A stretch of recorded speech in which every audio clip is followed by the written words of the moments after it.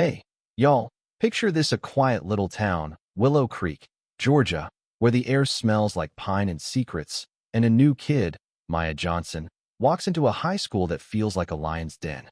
She's 16, black, just moved from Chicago with her mom, Lena, and her dad, Marcus, a former Navy SEAL who's seen things most folks can't even dream of.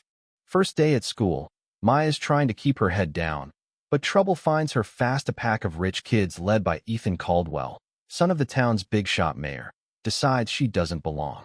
Go back to the city, Maya.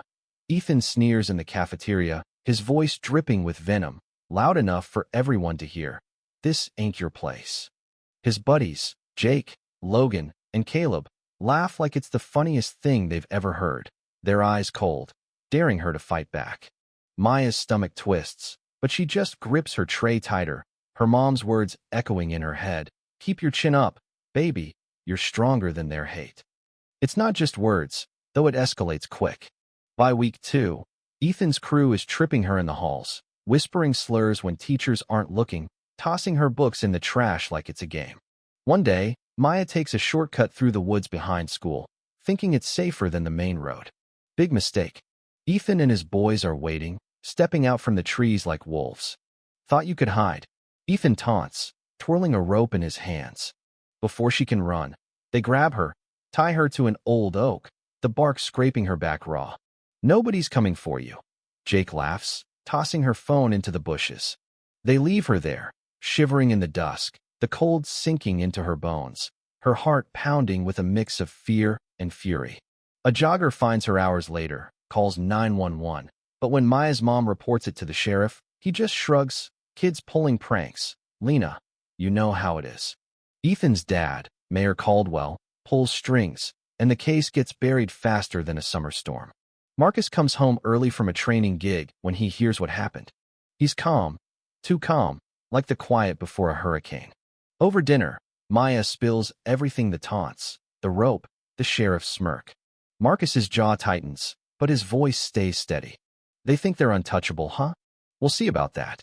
He doesn't raise his voice, doesn't need to. You can feel the weight of his words, like he's already planning 10 steps ahead. Lena squeezes Maya's hand, her eyes fierce. We're not running, baby, not from this.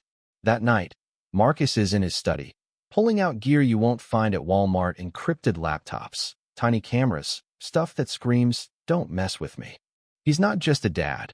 He's a man who spent years dismantling threats in places most folks can't even pronounce. Things get uglier. Ethan's crew eggs the Johnsons' house, red paint spelling out hate across their porch. Maya scrubs it off with her mom, tears mixing with soap, feeling like she's erasing her own dignity. Then, one night, walking to a friend's house, Ethan's truck roars up. They grab her again, drag her to an old quarry, tie her up tighter this time, duct tape over her mouth.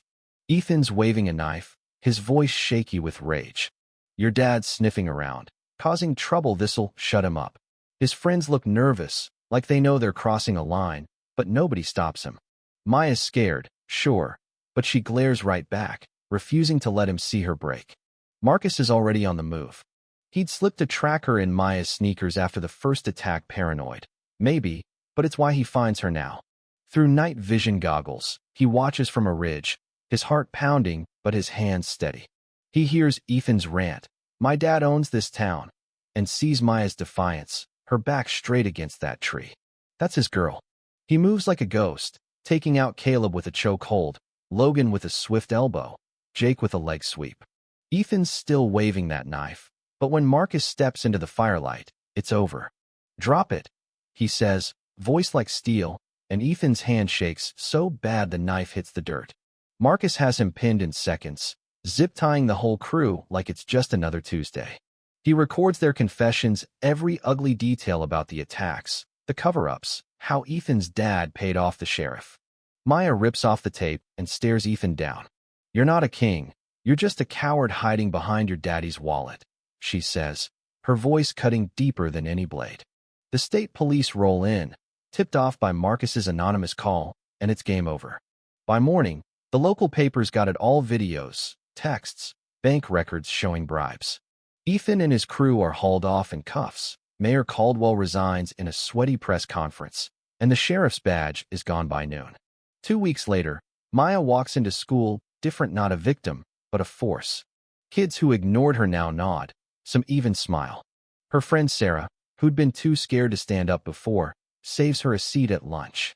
The town's changing. 2 Confederate flags come down. Council meetings go live online.